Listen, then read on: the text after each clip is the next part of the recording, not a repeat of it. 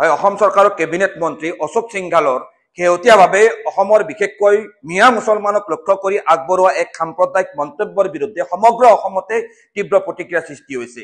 আমি এবিএমছে মন্ত্ৰী সিংঘালৰ এই সংবিধান বিৰোধী গণতন্ত্ৰ বিৰোধী মন্তব্যৰ তীব্ৰ গৰিহণা জনাইছো। এই মন্তব্যৰ বিৰুদ্ধে আমি তীব্ৰ প্ৰতিবাদ সাব্যস্ত কৰিছো।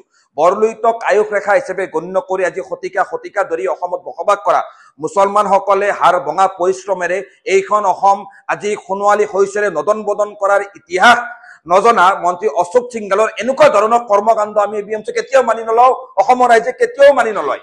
আজি ভাৰতৰ দৰে এখন গণতান্ত্ৰিক দেশৰ গণতান্ত্ৰিক শাসন ব্যৱস্থাৰ অংশীদাৰ অসম চৰকাৰৰ কেবিনেট মন্ত্ৰীৰ দৰে সাংবিধানিক পদত থকা অশোক সিংঘালৰ নামৰ এজন ব্যক্তিয়ে আচলতে অসমত বিভিন্ন জাতি জনগোষ্ঠীৰ মাজত হিন্দু মুছলমানৰ মাজত এনেকৈ সাম্প্ৰদায়িক সংঘাত লগোৱাৰ উদ্দেশ্যে এনেকুৱা ধৰণৰ এক অবাঞ্ছিত সাম্প্ৰদায়িক মন্তব্য কৰা সাহস কেনেকৈ পালে? সেই প্ৰশ্ন আজি আমি অসম চৰকাৰৰ মাননীয় মুখ্যমন্ত্ৰী ডক্টৰ হিমন্ত বিশ্ব শৰ্মা ডাঙৰীয়াৰ সন্মুখত আজি উত্থাপন কৰিছো।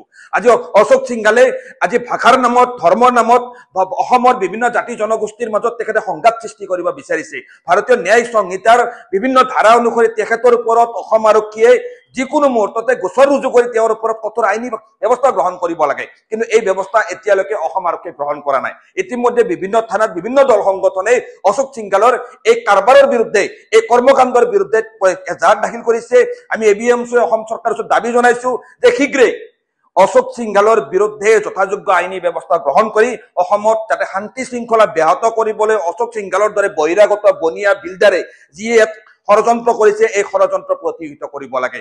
মন্ত্ৰী অশোক সিংঘালক আমি এই এটা কথা সোঁৱৰাই দিব বিচাৰিছো যে ভাৰতীয় জাতীয়তাবাদ কোনো নিৰ্দিষ্ট ভাষা ভাষী বিভিন্ন নিৰ্দিষ্ট গোষ্ঠী ধৰ্মৰ দ্বাৰা নিয়ন্ত্ৰিত নহয়। ভাৰতীয় জাতীয়তাবাদ হল বিভিন্ন চিন্তা বিভিন্ন জাতি জনগোষ্ঠীৰ আশা আকাংক্ষাৰ চেতনাৰ এক কেন্দ্ৰীয় স্থল আৰু ভাৰতীয় জাতীয়তাবাদক ধ্বংস কৰিব পৰা অসমৰ সমাজ ব্যৱস্থাক যিটো ছচিয়েল ফেব্ৰিক এই ছচিয়েল ফেব্ৰিকক ধ্বংস কৰিব পৰা এনেকুৱা ধৰণৰ মন্তব্যৰ পৰা অনাগত দিনত অশোক সিংঘাল ডাঙৰীয়া আঁতৰি থাকক। অশোক সিংঘালৰ দৰে ব্যক্তিতকৈ অসমৰ মুছলমান সমাজৰ এইখন অসমখন আজি আগবঢ়াই নিয়াত এইখন অসমৰ ইতিহাস গৌৰৱ উজ্জ্বল কৰি ৰখাত যথেষ্টখিনি অৰিহণা আছে। আৰু অশোক সিংঘালৰ দৰে ব্যক্তিৰ মন্তব্যক আমি অসমৰ মুছলমান সমাজে কেতিয়াও কেৰেপ কৰা নাই, ভৱিষ্যত দিনত আমি কেৰেপ নকৰো।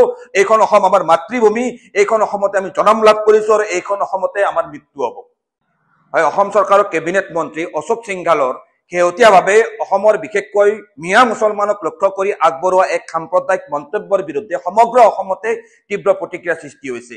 আমি এবিএমছে মন্ত্ৰী সিংঘালৰ এই সংবিধান বিৰোধী গণতন্ত্ৰ বিৰোধী মন্তব্যৰ তীব্ৰ গৰিহণা জনাইছো। এই মন্তব্যৰ বিৰুদ্ধে আমি তীব্ৰ প্ৰতিবাদ সাব্যস্ত কৰিছো। বৰলুইতক আয়ুস ৰেখা হিচাপে গণ্য কৰি আজি শতিকা শতিকা ধৰি অসমত বসবাস কৰা মুছলমানসকলে হাৰ ভঙা পৰিশ্ৰমেৰে এইখন অসম আজি সোণোৱালী শস্যৰে নদন বদন কৰাৰ ইতিহাস নজনা মন্ত্ৰী অশোক সিংঘালৰ এনেকুৱা ধৰণৰ কৰ্মকাণ্ড আমি এবিএমছে কেতিয়াও মানি নলওঁ, অসমৰ ৰাইজে কেতিয়াও মানি নলয়। আজি ভাৰতৰ দৰে এখন গণতান্ত্ৰিক দেশৰ গণতান্ত্ৰিক শাসন ব্যৱস্থাৰ অংশীদাৰ অসম চৰকাৰৰ কেবিনেট মন্ত্ৰীৰ দৰে সাংবিধানিক পদত থকা অশোক সিংঘালৰ নামৰ এজন ব্যক্তিয়ে আচলতে অসমত বিভিন্ন জাতি জনগোষ্ঠীৰ মাজত হিন্দু মুছলমানৰ মাজত এনেকৈ সাম্প্ৰদায়িক সংঘাত লগোৱাৰ উদ্দেশ্যে এনেকুৱা ধৰণৰ এক অবাঞ্ছিত সাম্প্ৰদায়িক মন্তব্য কৰা সাহস কেনেকৈ পালে? সেই প্ৰশ্ন আজি আমি অসম চৰকাৰৰ মাননীয় মুখ্যমন্ত্ৰী ডক্টৰ হিমন্ত বিশ্ব শৰ্মা ডাঙৰীয়াৰ সন্মুখত আজি উত্থাপন কৰিছো। আজি অশোক সিংঘালে আজি ভাষাৰ নামত ধৰ্মৰ নামত অসমৰ বিভিন্ন জাতি জনগোষ্ঠীৰ মাজত তেখেতে সংঘাত সৃষ্টি কৰিব বিচাৰিছে। ভাৰতীয় ন্যায় সংহিতাৰ বিভিন্ন ধাৰা অনুসৰি তেখেতৰ ওপৰত অসম আৰক্ষীয়ে যিকোনো মুহূৰ্ততে গোচৰ ৰুজু কৰি তেওঁৰ ওপৰত কঠোৰ আইনী ব্যৱস্থা গ্ৰহণ কৰিব লাগে, কিন্তু এই ব্যৱস্থা এতিয়ালৈকে অসম আৰক্ষীয়ে গ্ৰহণ কৰা নাই। ইতিমধ্যে বিভিন্ন থানাত বিভিন্ন দল সংগঠনে অশোক সিংঘালৰ এই কাৰবাৰৰ বিৰুদ্ধে এই কৰ্মকাণ্ডৰ বিৰুদ্ধে এজাহাৰ দাখিল কৰিছে। আমি এবিএমছে অসম চৰকাৰৰ ওচৰত দাবী জনাইছো যে শীঘ্ৰে অশোক সিংঘালৰ বিৰুদ্ধে যথাযোগ্য আইনী ব্যৱস্থা গ্ৰহণ কৰি অসমত যাতে শান্তি শৃংখলা ব্যাহত কৰিবলৈ অশোক সিংঘালৰ দৰে বহিৰাগত বনিয়া বিল্ডাৰে যিয়ে ষড়যন্ত্ৰ কৰিছে এই ষড়যন্ত্ৰ প্ৰতিহত কৰিব লাগে। মন্ত্ৰী অশোক সিংঘালক আমি এই এটা কথা সোঁৱৰাই দিব বিচাৰিছো যে ভাৰতীয় জাতীয়তাবাদ কোনো নিৰ্দিষ্ট ভাষা ভাষী বিভিন্ন নিৰ্দিষ্ট গোষ্ঠী ধৰ্মৰ দ্বাৰা নিয়ন্ত্ৰিত নহয়। ভাৰতীয় জাতীয়তাবাদ হল বিভিন্ন চিন্তা বিভিন্ন জাতি জনগোষ্ঠীৰ আশা আকাংক্ষাৰ চেতনাৰ এক কেন্দ্ৰীয় স্থল আৰু ভাৰতীয় জাতীয়তাবাদক ধ্বংস কৰিব পৰা অসমৰ সমাজ ব্যৱস্থাক যিটো ছচিয়েল ফেব্ৰিক এই ছচিয়েল ফেব্ৰিকক ধ্বংস কৰিব পৰা এনেকুৱা ধৰণৰ মন্তব্যৰ পৰা অনাগত দিনত অশোক সিংঘাল ডাঙৰীয়া আঁতৰি থাকক। অশোক সিংঘালৰ দৰে ব্যক্তিতকৈ অসমৰ মুছলমান সমাজৰ এইখন অসমখন আজি আগবঢ়াই নিয়াত এইখন অসমৰ ইতিহাস গৌৰৱ উজ্জ্বল কৰি ৰখাত যথেষ্টখিনি অৰিহণা আছে আৰু অশোক সিংঘালৰ দৰে ব্যক্তিৰ মন্তব্যক আমি অসমৰ মুছলমান সমাজে কেতিয়াও কেৰেপ কৰা নাই, ভৱিষ্যত দিনত আমি কেৰেপ নকৰো। এইখন অসম আমাৰ মাতৃভূমি, এইখন অসমতে আমি জন্ম লাভ কৰিছো আৰু এইখন অসমতে আমাৰ মৃত্যু হ'ব।